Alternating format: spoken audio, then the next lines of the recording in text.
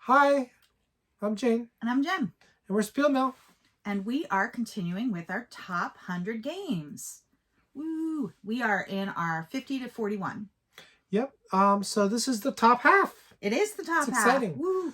The games from here on out get so good. There were a couple times I was like, why is this so low? And then I realized I looked at the next list. I was like, okay, well, I can't go above that. Can't go above that. I can't go above that. These are such good games. Yeah, these are really good games. And there's so this set of 10, I have 4 games that are new to my list since we did it in 2020. Mm-hmm. One game that climbed 40 spots. Wow. And then 4 games that dropped. I have 3 new games. Or 5 games that dropped. Whatever the rest is. Yeah. I have 3 new games, and I'll just say one is up 40. I didn't do the math on how many are up versus down, but yeah, so this is an exciting list. I'm getting really excited about these games. Yeah, so I'm already excited about them all because top 100 is amazing. I mean, I've played close to 800 games in my life. So doing a top 100 is taking, the top of the top. Yep, absolutely. You know what I mean? All right. Do you want to go first? Sure. So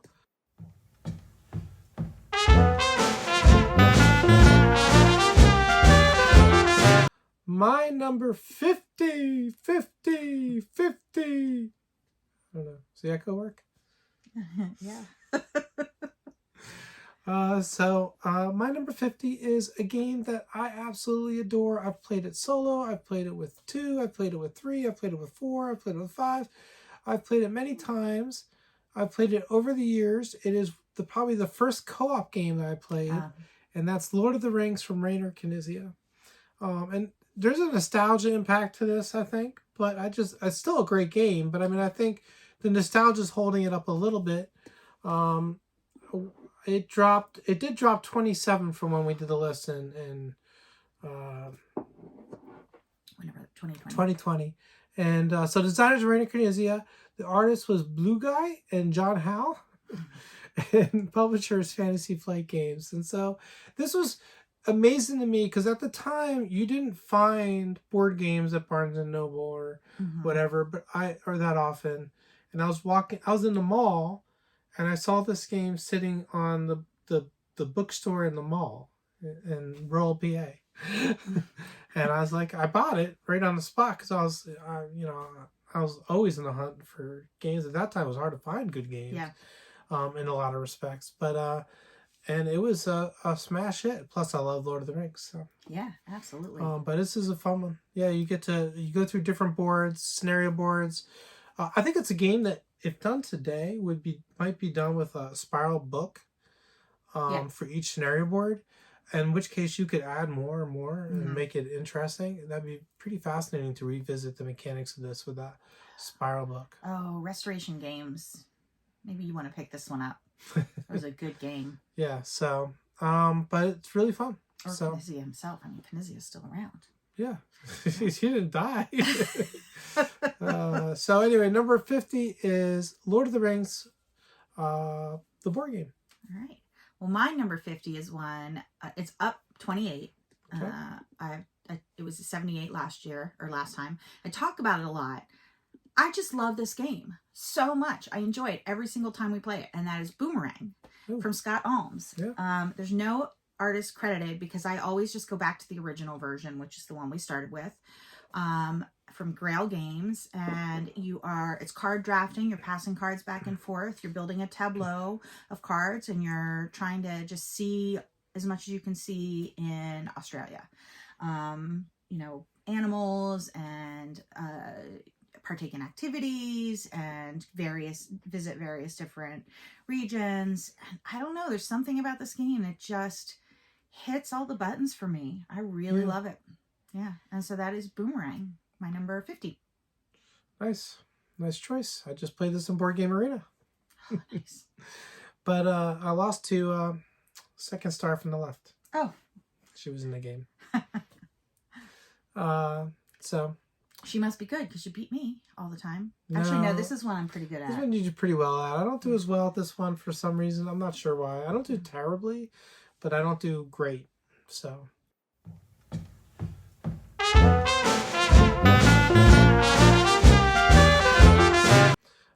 Okay, so my next one is new to my list from 2020 because it's a newer game. At least I think it is. We certainly only played it recently. We played it in January this year, and it is Paladins of the West Kingdom. And so this game is really fun. The West Kingdom series in general has been very popular, and this has fancy player board where you're moving different pieces. You get all these bonuses, and I don't know, all kinds of things are going on. Yeah. But it's really fun. I want it to last a touch longer. Is it? I think. I don't know, but I always have I always want games to last either a touch longer or a touch shorter. It's often longer. It's often longer. Yeah, I like it.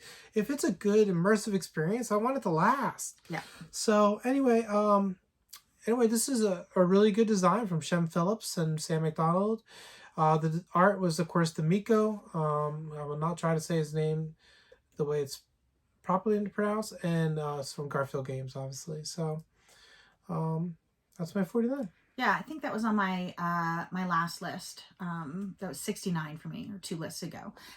That is, I think, my favorite of either series, West Kingdom or North Seas. Yeah, we haven't played Viscounts yet. We have not played. Yep. So I like it more than Architects. Architects didn't work quite as well for us because we're not as aggressive players. Yeah. And the whole prison thing is so we wouldn't put each other in prison, so we have to play with the Automa, so the Automa would throw us in prison. We just won't do it. I will not do it. It's really kind of funny. But so yeah, that's all. All right, great. Well, now my number 49 is one of my new ones. Okay. And it is Encyclopedia. Oh, good choice. Yeah, from Eric Dubus, Oliver Mellison, art by Joelle Drons, Jeremy Pruno, and a third name, which is actually cut off on my sheet. I'm so sorry to the third artist on this because you did a great job. And it is from Holy Grail Games. This is, which just went out of business. It's one of the ones that was really hit by the pandemic issues. I really love this game. It is a Euro game. Was it Holy Grail or Grail? It was, well, they went out of business. Okay, Encyclopedia, you're right. Yeah, Encyclopedia. I just get confused between the two of them. I do too. Well, Grail Games was Boomerang. I just talked about. Okay, yeah. And then this is Holy Grail. This is Holy Grail. Yeah. See? It's a nice chunky Euro. It's beautiful. You basically are going out and collecting specimens and information about animals and are there plants? No, it's just animals. It's animals. It's animals, just animals from around the 7 continents. And it's a dice worker placement, which is always fun. One of the things about this is really neat is that each person rolls their dice at the beginning of the round and then puts them up on their board. But you can take anybody else's dice. So let's say, I need a yellow die because the color matters on which action you take, right? And my yellow die is a 1, but you've got a 6, which is going to be much more powerful. I can take it from you, but you're going to get something for me taking your die. So I really like that mechanism. I think it's fun and clever. And so there's a lot going on here, which is we like in games. There's a lot to it. It's a beautiful game. The art is fantastic. It definitely feels kind of immersive as you go out and you look at, try to get various animals from Australia, and you're looking at the Australian animals. And then there's a bit of set collection to it because the more you get from each continent, the better you do. So a lot of things there that I really like, a lot of mechanisms I really like, put together in a really clever package. So yeah, the theme of this is excellent. It is. It is. I am so excited that a lot more games are about studying and research as opposed to killing and pillaging. Yep, it's nice. Yeah. It's a nice shift in nature in general. Yeah. The amount of games about nature has been exploding, which is really wonderful. That's a wingspan effect. Yep. So that's my number 49, Encyclopedia. Good choice. Good choice.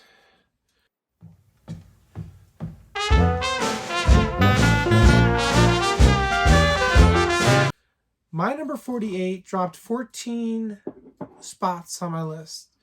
And this one is, so I have a specific one that I love the most. and she has one that she loves the most. I know And this is Pandemic, and for me, it's Pandemic Rise and Tide. Yep.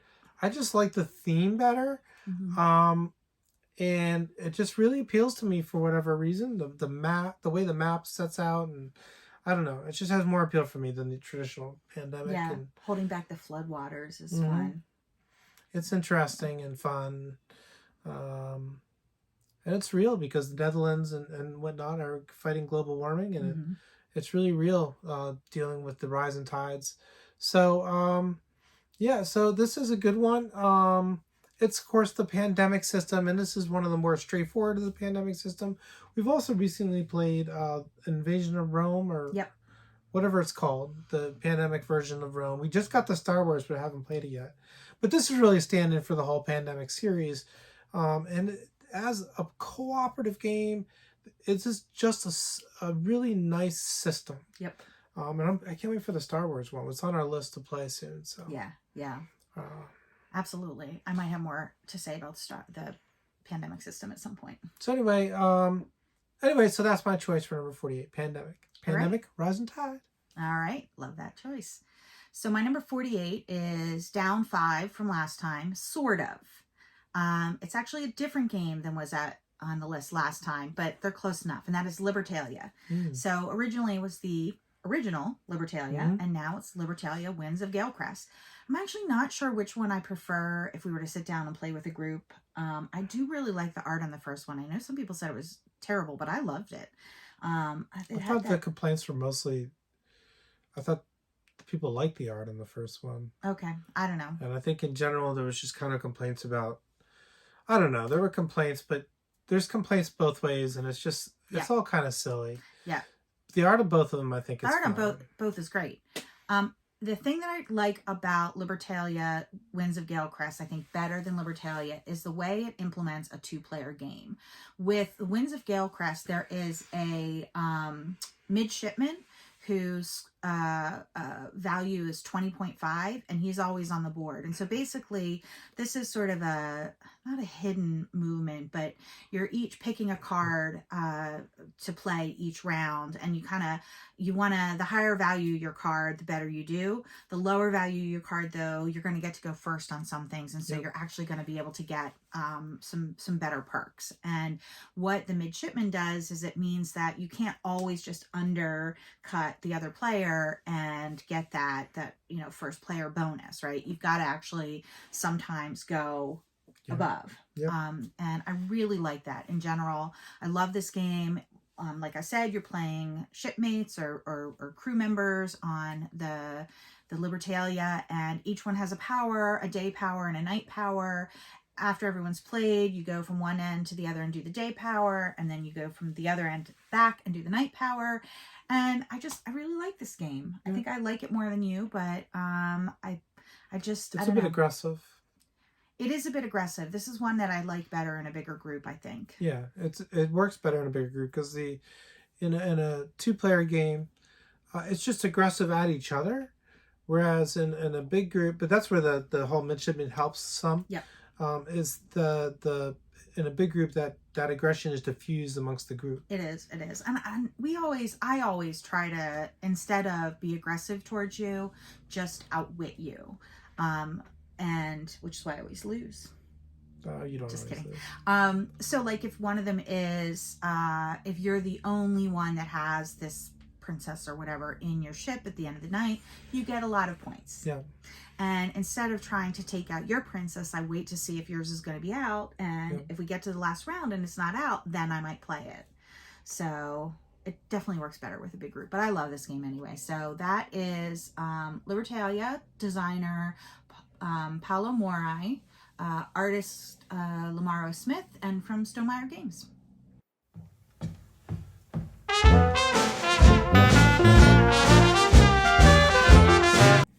All right, so my number 47 is a game that went up 40 spots from 2020. Wow. Now, 2020, I think it was fairly new to us, and that might be part of why it was further down the list, and that is Quacks of Quedlinburg. And this is a great push-your-luck game. You're pulling chips out of a bag, putting them into a pot, then you're buying chips, so it's like it's a bag builder. And you're buying chips, trying to build the best bag, and then hoping that you draw the right chips at the right time. So there's a high luck element, and it's definitely a game that sometimes you're like, I'm gonna kill this game because my luck today is crap. That white 3 comes out first every time. The bag ain't nice. The bag ain't nice. To borrow a phrase coined from Family Plays Games, but Yeah. But it's when it clicks, it's fantastic. It's always fun though. It's always fun. I mean, you might get a little angry at the luck, but you know that's part of life. Yeah. And so, but it's a fun game. I really enjoy the just the experience of it. I think it's a game that we really could introduce to more people than we have, because it is more of a gateway-ish game. It definitely is, yeah. It's got a lot of pieces. So some of the friends, I know some of our friends don't like that in the game. So it depends on who we introduce it to. But, it's a really fun game. So I cannot say enough about that. Yeah. So it's designed by Wolfgang Warsch. The artist is Dennis Lohausen and Wolfgang Warsch. And the publisher is SpielMill. And that is Quacks of Quedlinburg 9, number 47, up 40 spots from 87. Excellent. Well, my number 47 is down 16 spots from last time.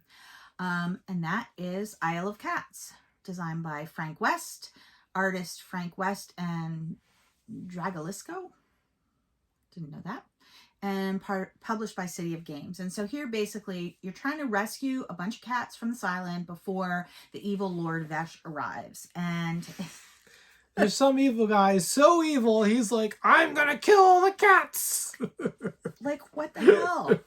Guy is really evil. That's like as evil as it gets. Yeah, I know. Like, the next day he's out kicking puppies. It's terrible.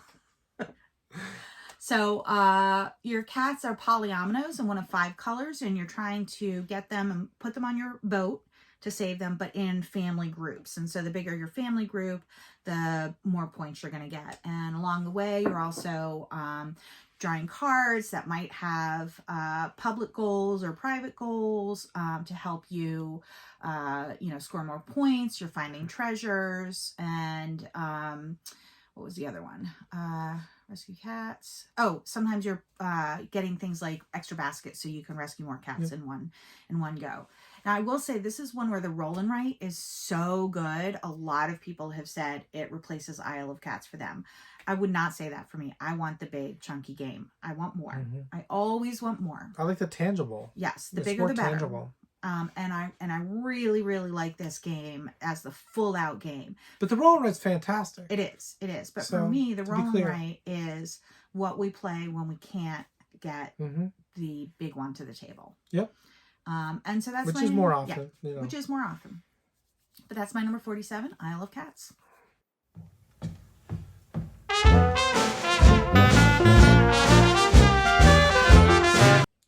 All right, my number 46 drops 21 spots.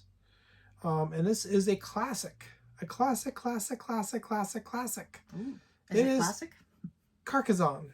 Oh, that is a classic. Tile laying game from Klaus Jürgen Ried. Why can't I say his name right? Anyway, this has been around forever. It's first published in 2000. And so it's 23 years old. And it's just fantastic. It's a nice, simple gateway tile laying game. I like the original kind of the most. Well, that's not true. I like the original a lot more. A lot of people like Hunters and Gatherers, which thematically seems like it should appeal to me because it's like a forest and stuff. But I find it a little more clear what's going on in the original, personally. But and I just like how clear it is. You're building cities, you're building roads, you're just scoring points. I do like the river scoring in Hunters and Gatherers. That is kind of fun. And I really like Carcassonne the City a lot. I have. Yes. That one's a fun one. You're building city walls, and that is such a cool one. We're always taking pictures when we're done. And, we like that. So overall, who doesn't love Carcassonne? And I just think it deserves to be in my top 50. So it's my number 46. Yeah, I think I had this at 71, and this is one of those weird games that it belongs in my top 5, and it belongs somewhere down in the 70s. I don't know. It's just, It's I could play Where do you this. put a classic game Yeah. like this? I could play it any day. I know there's some people who don't like it. I'm just. Yeah. I'm never not in the mood for Carcassonne. Yeah. Like I'll never say no to a game of Carcassonne. It is always, I'm always ready to play. I've had to say no a couple times when I was sick, but you know that's because I was sick. Well, that's a different story. My number 46, down 21 spots, Carcassonne. All right. And my number 46 is up 38 spots from 84 last time. Ooh. And that is Block by Block, the Insurrection game. Okay. From T.L. Simmons. He is both the designer and the artist, and it's from Out of Order Games.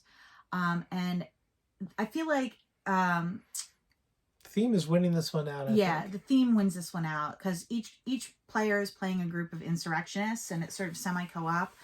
You're trying to keep the police at bay, and there's a night phase and a day phase. During the night phase, you're like looting and claiming new territory, like claiming another block and putting up barricades and there's at least one other action. And then during the day, the police attack and you got to fight the police and you're like knocking over cop cars, and it is so good. And I mean, even if you're not, old lefties like us, it's a really solid game mechanically, and a lot of fun. But throw the theme on top of that, I am here for it all day, every day. So I know there was just a new version of this that came out. We still have the original Kickstarter version, and I don't see any reason to change it. But yeah, that's my number. What are we on? 46. Block by Block. Nice.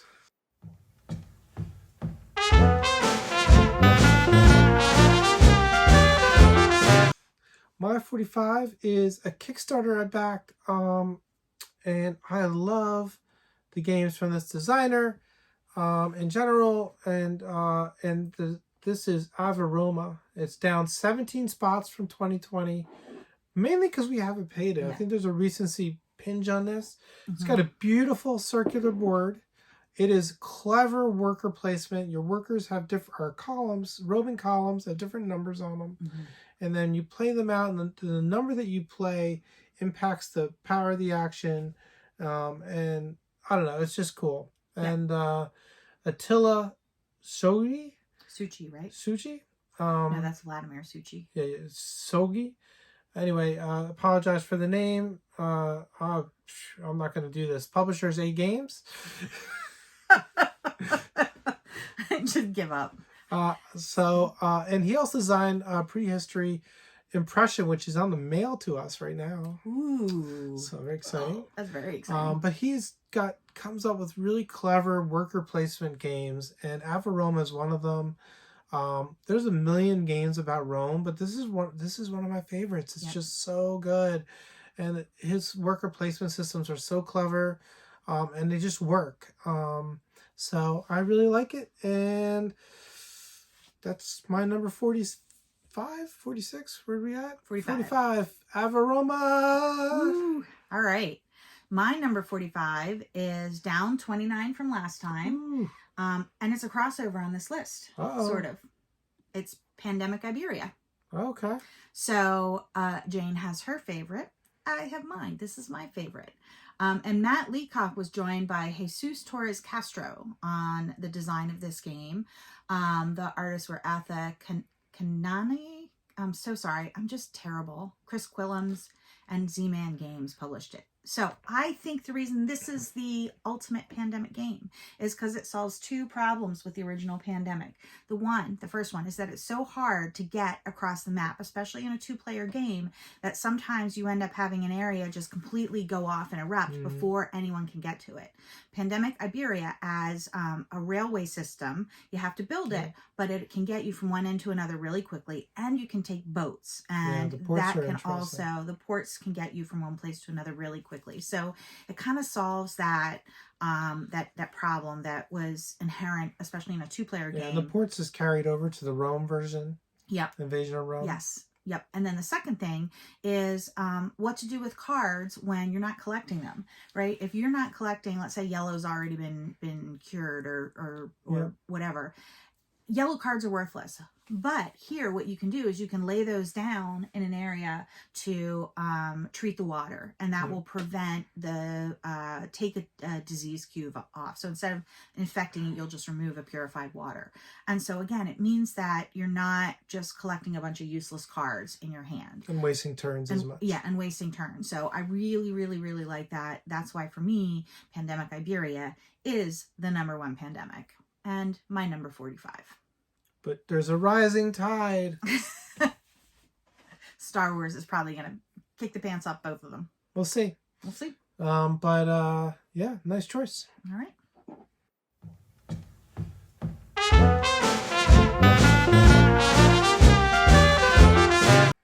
All right, my number 44 is new to my list. And it is it's just a delightful game. It's sort of a deck builder, and it's Taverns of Tiefenthal. It is a deck builder, I guess. And it's got the cool board where you're flipping parts of your bar and adding to your bar and stuff. And that's really neat. And I don't know, I just really enjoy it. The mood of this game is really great. I just love the theme and the mood, and it just feels right. Feels very cozy. Yes, and we love to play this in fall when Oktoberfest. And it's a great game for Oktoberfest. Adds that cozy feeling. You just kind of want to cuddle up to a bar. You want to cuddle up to a bar and drink some schnapps. Yep. Or, you never know. There's other holidays that come around. So,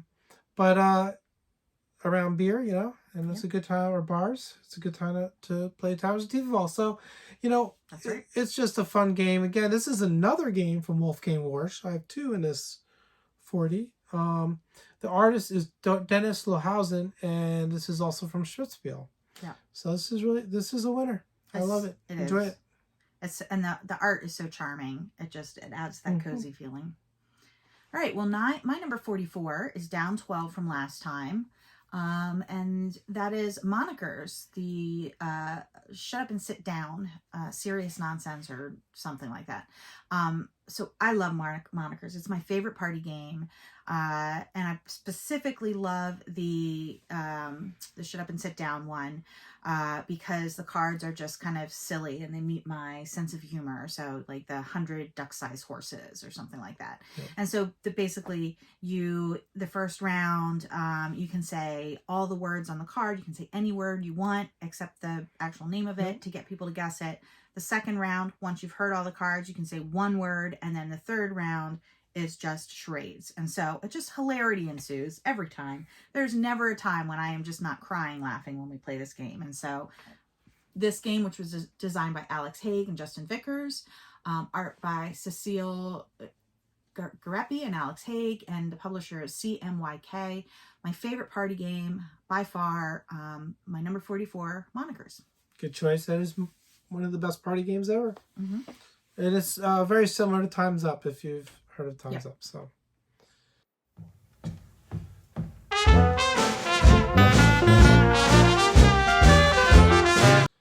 all right, my number 43 is also new to my list.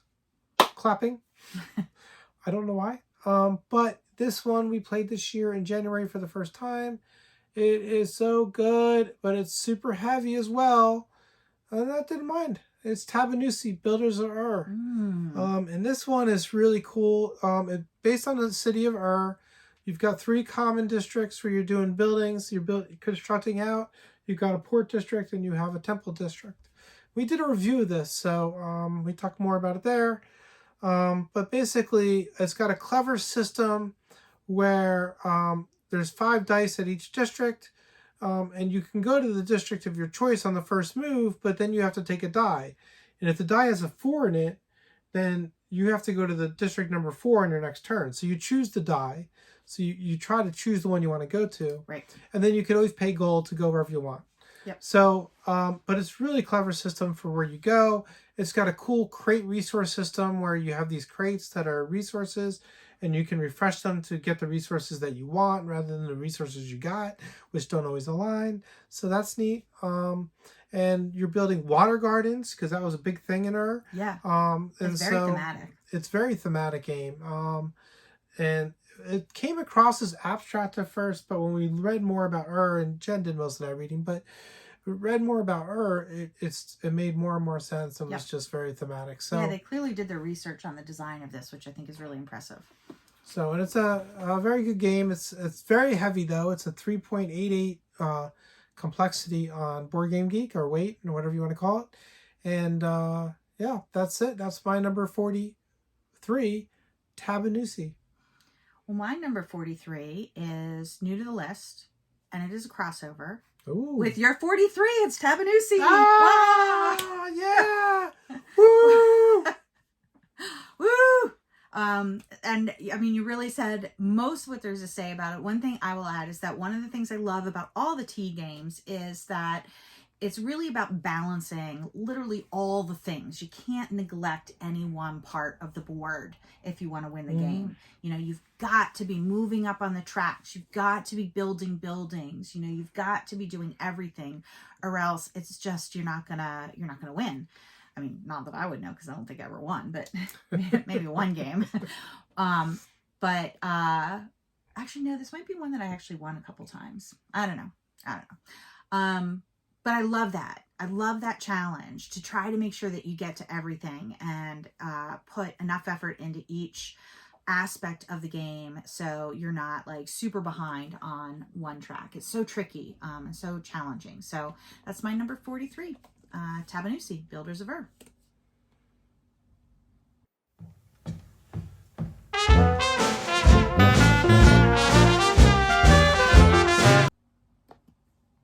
I was just hopping over my friend number 42 and adding it to our playlist because I've only played it one or two times, but I loved it so much. And the one time I really remember playing this, we played it by candlelight because the power went out. Oh, that was so fun. We had such a fun time. Right? So it was one of the best experiences ever playing a board game, oddly, because the power went out. It's Euphoria, Build a Better Dystopia, a worker placement game from Jimmy Stilgmeyer and Stilgmeyer Games, art by Jackie Davis. What a great game. Yeah. It's a fantastic game. It's got a cool bumping mechanism for the workers, which is very clever. And we have to play this again. So I just threw it on our list for September. Good. Because we have a full list. I would love to play this again. It's not on my list because I barely remember it. I remember the experience of playing by candlelight and how lovely that was. Yeah, I'm excited. Let's do it.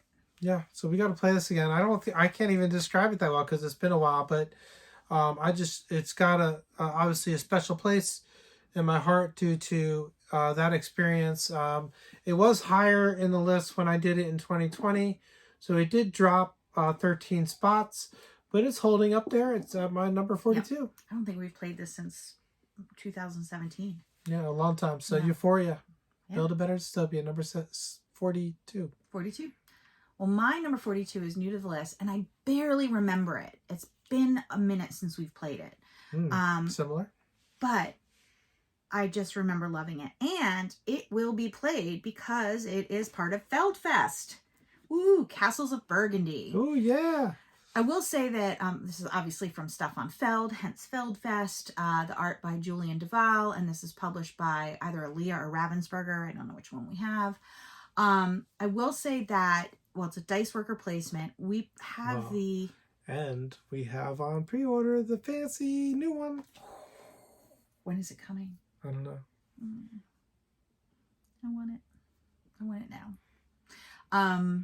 What was I going to say? I'm hoping it comes in time for Feldfest, but I don't think it's likely. Probably not. Okay. I don't know. Well, we have the Roll and Write and Castles of Tuscany, both of which I think are just sort of like not a dumbing down, but like a simplification and a simplification of Castles of Burgundy, and I love them both. And so I think, as you said earlier, I always want more out of my games. I don't want the lesser version unless that's our one doesn't choice. Kill the other. They add to each other. Yeah, I cannot wait to play the big old mama bear of Castles of Burgundy. So it is dice as workers, which is something I love. You're building up regions. Again, something I love, that sort of contiguous tile placement to maximize the value of a region. I know there's some clever thing about when you take the dice, what happens to the other dice, but I can't remember. So check in with us after Feldfest and I'll tell you more about it. It's very exciting. Yes, so that is my number 42, Castles of Burgundy.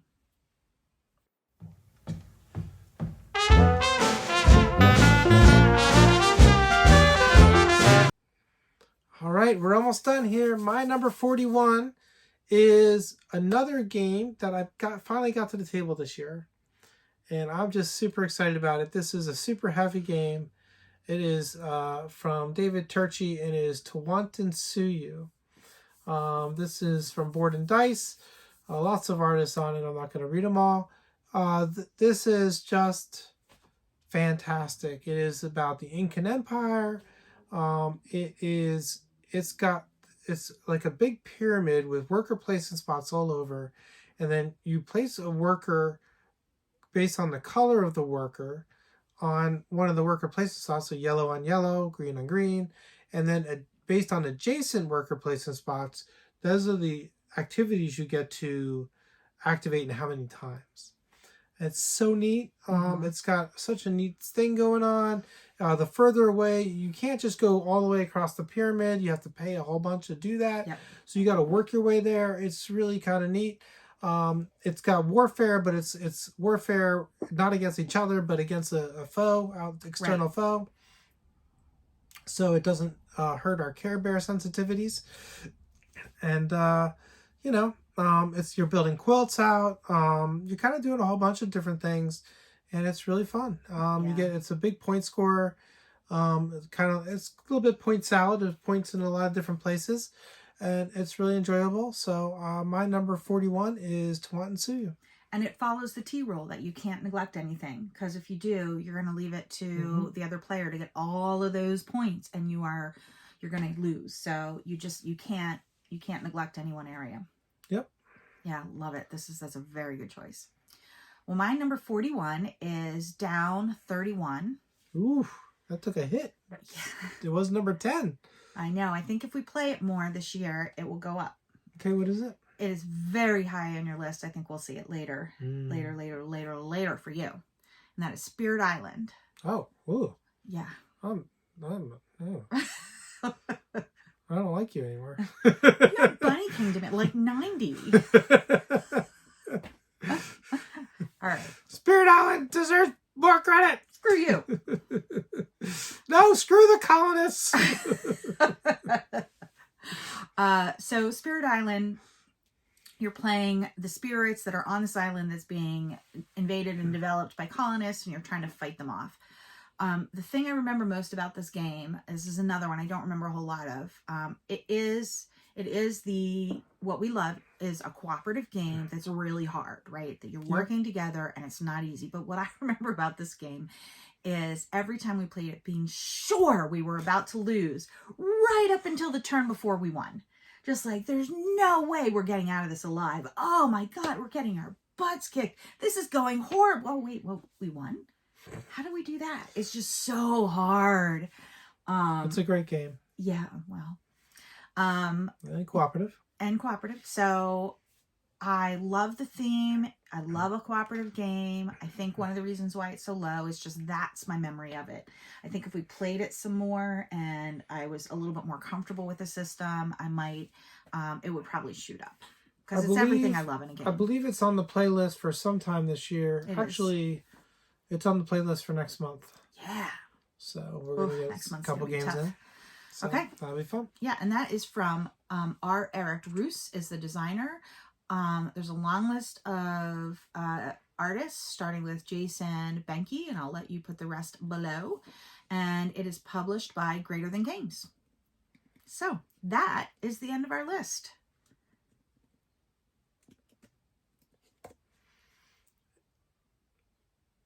How's adding games to our list? So that's the end of our list. Thanks for sticking through this one with us. Our next one will be 40 to 30. We're going to skip 40. We're going to go right to 39 because 40 is just an unlucky number. Yep. It's like an elevator and you don't go to the 13th floor. 40. Yeah, that's a little known fact. Anyway, the next round will be 40 to 31, and make sure that you subscribe and like this video or comment or do whatever we need to do to please the goddesses of the algorithm. Oh no, the algorithms are gods, not goddesses. Goddesses would not be this finicky. And help us out. So thanks so much, everybody. Remember, every day that you game Is a holiday. Bye.